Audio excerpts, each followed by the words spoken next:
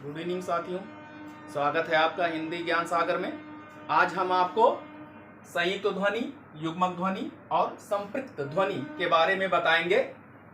संयुक्त ध्वनि, इसके पहले अगर आपने पढ़ा है तो देखा होगा दो या दो से अधिक व्यंजन ध्वनियां परस्पर संयुक्त होकर जब एक स्वर के सहारे बोली जाती हैं तो संयुक्त ध्वनियां कहलाती हैं। और इसका प्रयोग संस्कृत के तत्सम शब्दों में ज्यादा होता है, जैसे प्राण, घ्राण, प्रवाद, प्रकर्ष, वर्ण, म्लान, क्लान। अर्थात जब हम प्राण यानी पा बोलने के लिए हमारी जिह्वा उसको उच्चारण करने के लिए जैसे ही हम पा का वर्ण बोलें तो तुरंत हमें रा बोलने के लिए तैयार रहना चाहिए। यानी पा बोलने के लिए तुरंत उसके बाद रा के लिए तैयार रहना चाहिए। जैसे अगर हम पा बोले तो तुरंत रा के लिए हमें एकदम तैयार रहना चाहिए। प्राण, घ्राण, प्रवाद, प्रकर्ष, वर्ण, म्लान, क्लान। ठीक, आरंभ में ये ध्वनियां पाई जाती हैं, मध्य या अंत में बहुत कम पाई जाती हैं। युग्मक ध्वनि यानी युग्म अर्थात जोड़ा। जब एक ही ध्वनि का द्वित्व यानी एक ही ध्वनि दो बार आ जाए, द्वित्व हो जाए, उसे युग्मक, नाम से ही मालूम है, युग्मक ध्वनि कहलाती हैं। युग्मक ध्वनियां अधिकतर शब्दों के मध्य में आती हैं, जैसे उत्फुल्ल, ये देखिए यहां पर युग्मक है, दिक्कत, प्रसन्नता, अच्छुण्ण।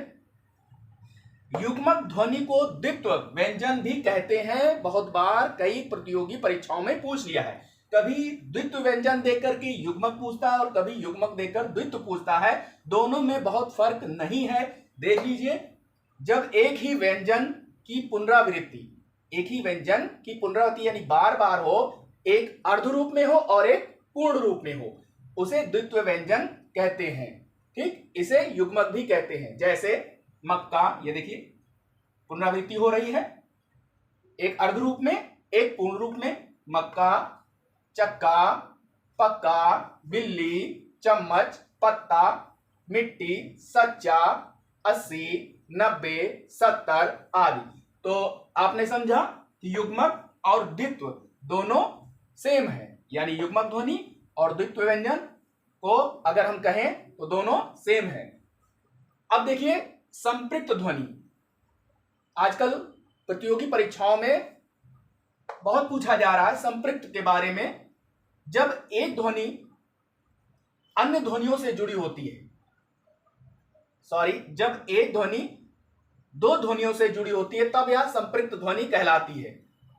जब दो व्यंजनों से कोई अर्ध व्यंजन मिलता है तो उसे संपृक्त ध्वनि कहते हैं। जैसे कंबल, अब यहां पर का और बा दोनों व्यंजनों के बीच में एक आधा व्यंजन मिला हुआ है मा, यानी जब दो व्यंजनों के बीच में कोई अर्ध व्यंजन मिलता है तो उसे क्या कहते हैं? संपृक्त ध्वनि। तो आशा करते हैं आपको संपृक्त, संयुक्त, युग्मक और द्वित्व व्यंजन के बारे में जानकारी हुई। अगर अच्छा लगा हो तो वीडियो को शेयर करें, लाइक करें और कमेंट बॉक्स में जरूर लिखें, ताकि हम आपके लिए और अच्छी वीडियो लेकर आएं। धन्यवाद।